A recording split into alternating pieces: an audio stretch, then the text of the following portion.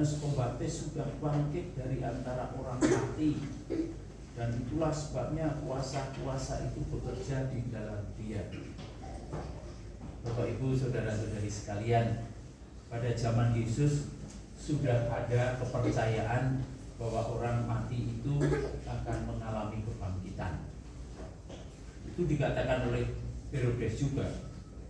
Herodes mengatakan, dia itu Yohanes yang sudah kupenggal kepalanya dan kini bangkit lagi.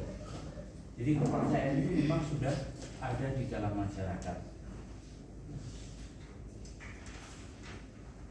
Dan kita juga percaya bahwa dalam terang iman orang itu akan dibangkitkan lagi.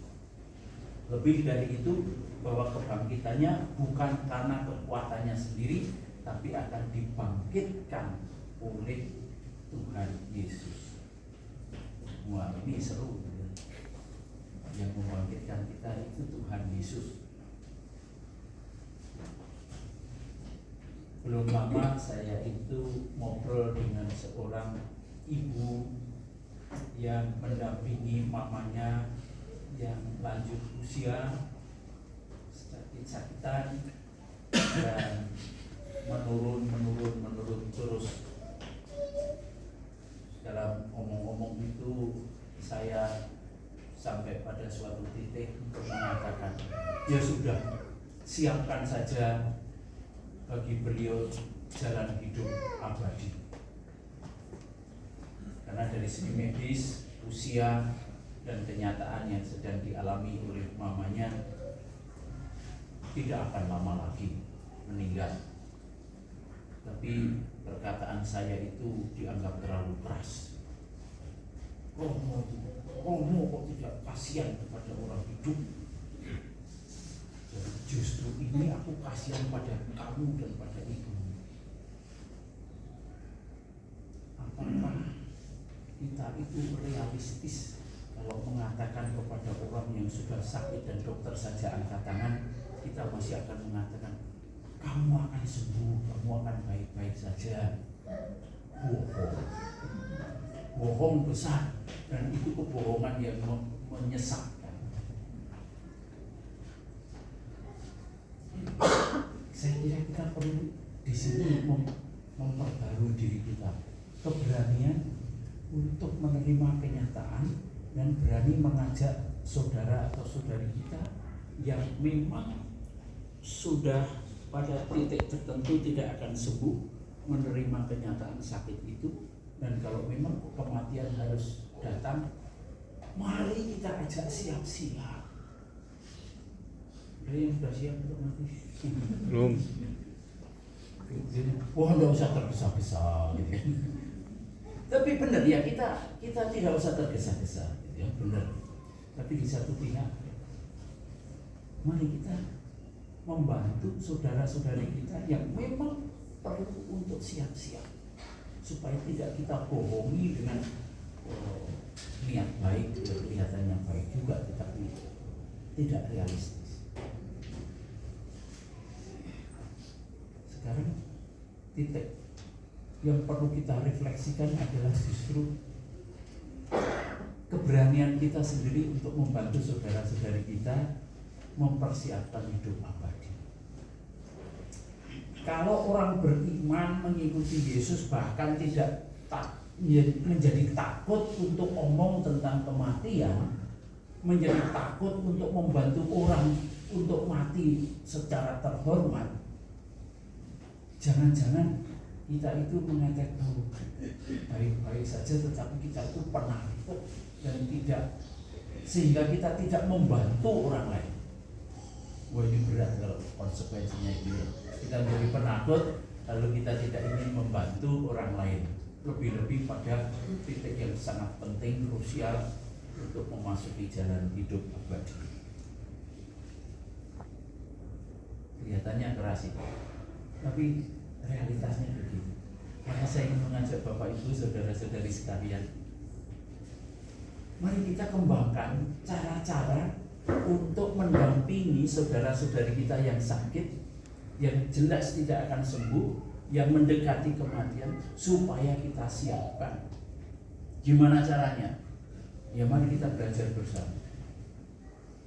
Tanpa keberanian ini kita selalu akan pada posisi-posisi mengatakan oh baik-baik saja, tidak apa-apa, dan segala macam, padahal jelas-jelas ada apa-apa.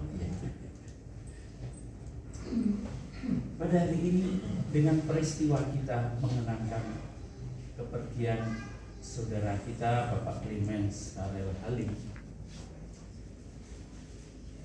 dalam terang iman saya kira kita juga menjadi gembira, dan kadang-kadang kita pun kadang-kadang rancu ya.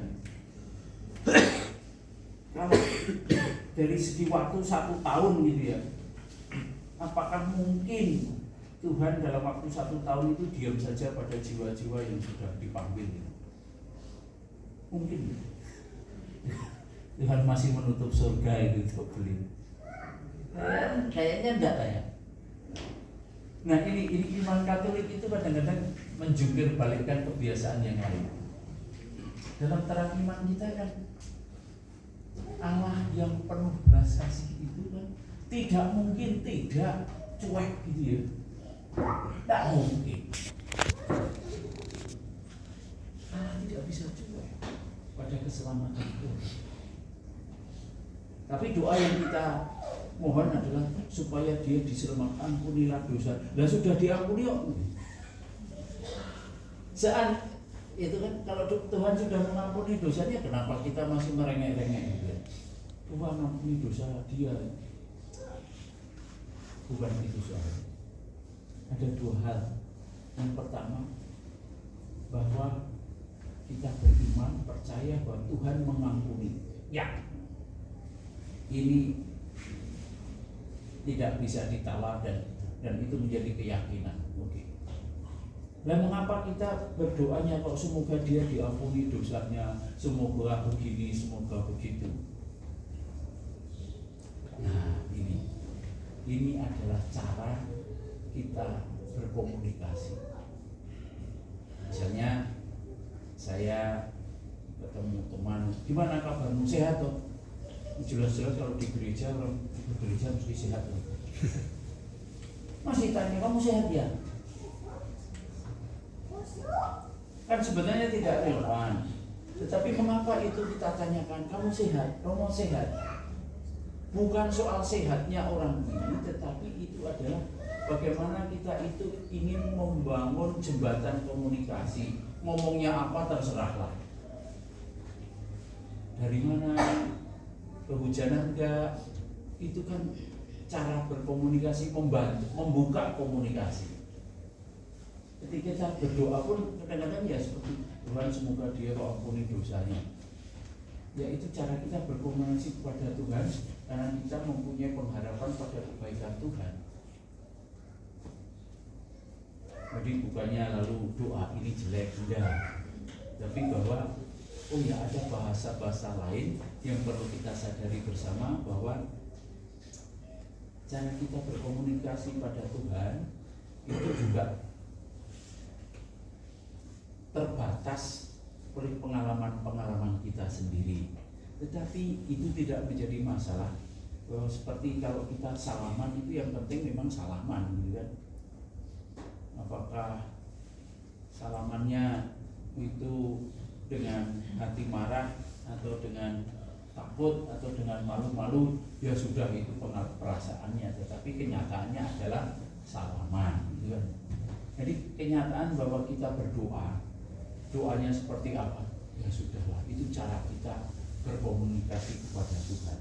Tapi inti imannya adalah bahwa kita yakin saudara kita bahagia di hadapan Tuhan, karena Tuhan itu maha baik dan memang Yesus ditugaskan oleh Bapa untuk menjalankan pengampunan itu. Maka ini menegaskan kembali pada kita apa artinya kita berpegang pada Yesus. Nah ini menguatkan kita bersama. Nah maka mari kita tidak takut untuk bicara tentang kematian,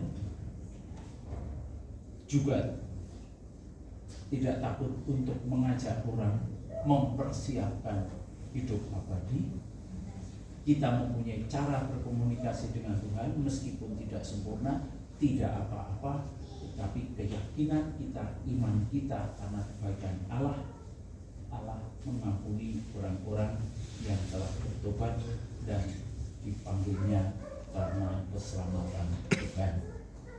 Kemuliaan kepada Bapa dan Putra dan Roh Kudus seperti pada sekarang, selalu dan sepanjang segala abad.